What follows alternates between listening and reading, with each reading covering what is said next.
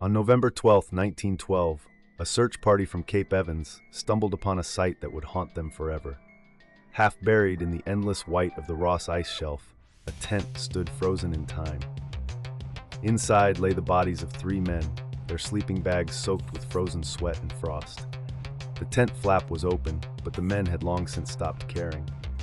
Among them was Captain Robert Falcon Scott, one of the most celebrated explorers of the British Empire. His diary, found under his shoulder, told the story.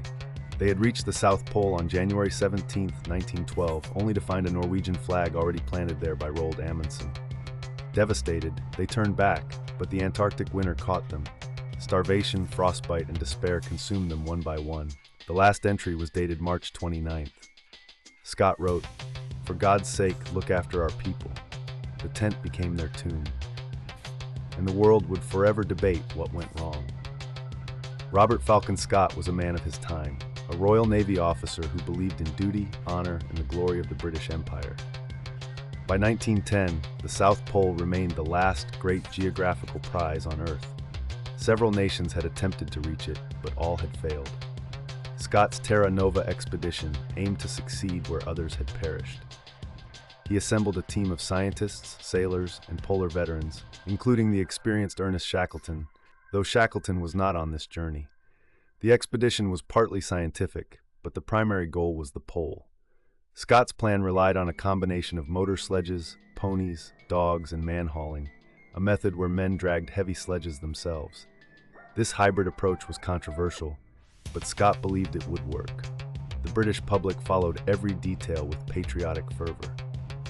Meanwhile, unknown to Scott, a quiet Norwegian named Roald Amundsen was also heading south, with a simpler, more ruthless plan: use dogs and skis, travel light, and go fast.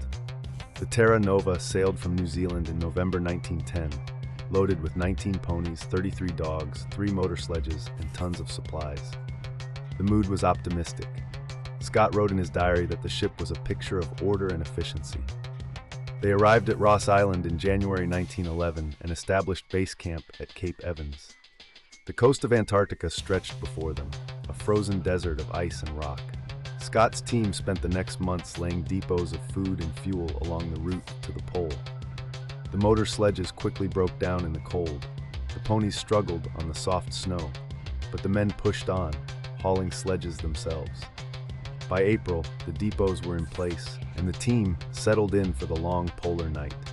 They held lectures, played football on the ice, and waited for spring.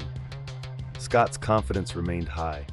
He believed his careful planning and the endurance of his men would triumph.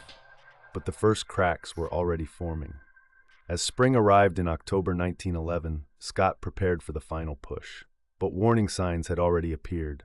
The ponies were weak from the winter, and several had to be shot. The dog teams performed well, but Scott had decided not to rely on them for the main journey. He sent the dogs back early, intending to man-haul the sledges himself. This was a fateful choice. Meanwhile, a message arrived from Amundsen's base at the Bay of Whales, 400 miles to the east. Amundsen was also preparing to race for the pole. Scott's team was shocked. They had not expected competition. Scott pressed on, but the psychological blow was severe. On November 1st, 1911, the main party set out from Cape Evans with 12 men, 10 ponies, and several dog teams. The plan was to use the ponies to carry supplies to the Beardmore Glacier, then shoot them and man-haul the rest. But the ponies were already failing. One by one, they collapsed and were killed. The men began hauling earlier than planned, burning precious calories. The journey across the Ross Ice Shelf was grueling. The surface was rough, like frozen sand, and the sledges cut deep tracks. Men pulled with all their strength, their breath freezing on their beards. Scott divided the party into teams, with some turning back as support. The final polar party would consist of 5 men: Scott, Wilson, Oates, Bowers, and Evans. They reached the Beardmore Glacier on December 10, 1911. The climb was steep, crevasses yawned on either side, and the altitude began to affect them. But they pushed on, hauling 200 pounds per man. The landscape was starkly beautiful, endless white, blue ice, and silence so complete it felt oppressive. On Christmas Day, they celebrated with a small ration of chocolate. Scott wrote of the glorious weather and the exhilarating air. But the physical toll was mounting. Edgar Evans, the strongest man in the group, was showing signs of exhaustion. His fingers were frostbitten, and he was losing weight rapidly. No one spoke of it, but the margin for error was shrinking. On January 4, 1912, the last support party turned back, leaving Scott, Wilson, Oates, Bowers, and Evans to make the final dash to the pole. They were 150 miles from their goal. The weather held, and they made good progress. But then on January 16th, Bowers spotted a black speck on the horizon. As they drew closer, their hearts sank. It was a Norwegian flag tied to a tent. Amundsen had been there weeks before. The next day, January 17th, they reached the pole itself. The Norwegian camp was still there. A tent, a flag, and a letter from Amundsen to King Haakon, asking Scott to deliver it. Scott's diary entry that day reads, "Great God, this is an awful place." They planted the British flag, took photographs, and turned back. The 800-mile return journey lay ahead. Their spirits were crushed, but they still had a chance. However, the delay at the pole had cost them time. The Antarctic summer was ending, and the weather was about to turn. The return journey was a death march. Almost immediately, the weather worsened. Temperatures dropped to minus 40 degrees Fahrenheit, and a relentless headwind blasted the men. Their rations were already short, and they had to stretch them further. Edgar Evans, the strongest, began to deteriorate rapidly. He had cut his hand badly on a sledge runner, and the wound turned gangrenous. He became confused, stumbling, and losing his grip on reality. On February 17, 1912, at the foot of the Beardmore Glacier, Evans collapsed. Scott wrote that he was in a state of stupor. They helped him into the tent, but he never regained consciousness. He died that night. The 4 remaining men pressed on, but the loss of Evans slowed them. They struggled up the glacier, hauling their sledges through deep snow. Frostbite claimed toes and fingers. The landscape became a white hell. They were running out of food and fuel. The temperature continued to fall, and the wind never let up.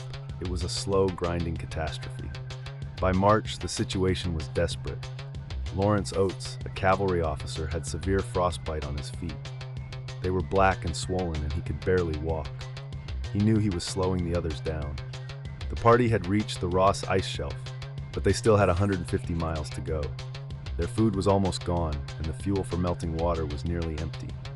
On March 16th, Oates made a decision. He told his companions, "I am just going outside and maybe some time."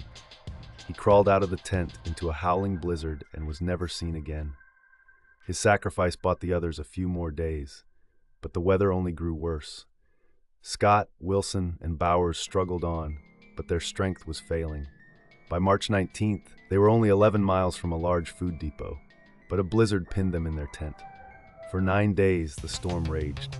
They had no fuel, no food, and no hope. On March 29th, Scott wrote his final diary entry and died. The tent became their coffin. The search party that found the tent on November 12, 1912, also recovered Scott's diaries and letters. They read the final entries with horror. The men had died in an orderly fashion, with no signs of panic. Scott's last letter to his wife was filled with love and regret.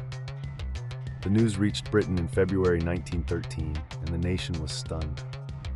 Scott was hailed as a hero, a symbol of British courage in the face of defeat. But questions soon arose. Could the tragedy have been avoided?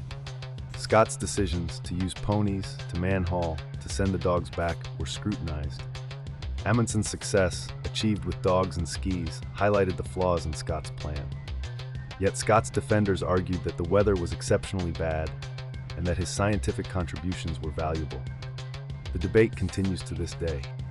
What is certain is that 5 men died, frozen and starving, on the coldest continent on Earth. Their bodies remain on the Ross ice shelf, slowly moving toward the sea. The legacy of Robert Falcon Scott is complex. He is remembered as both a heroic explorer and a flawed leader. His expedition advanced Antarctic science with geological samples and meteorological data that proved valuable. But the tragedy also served as a cautionary tale about the dangers of pride, poor planning, and underestimating nature. Scott's story has been told in books, films, and documentaries, each generation interpreting it anew. The South Pole is now a place of scientific research, with a permanent station named Amundsen Scott. but the ghosts of 1912 still linger. Scott's final words, "For God's sake, look after our people," remind us that exploration is a human endeavor with human costs. If you want to learn more about the men who dared and the price they paid, subscribe to Doomed Expeditions. We bring you the stories of those who ventured into the unknown and never returned. Hit the bell icon and join us for the next tragedy.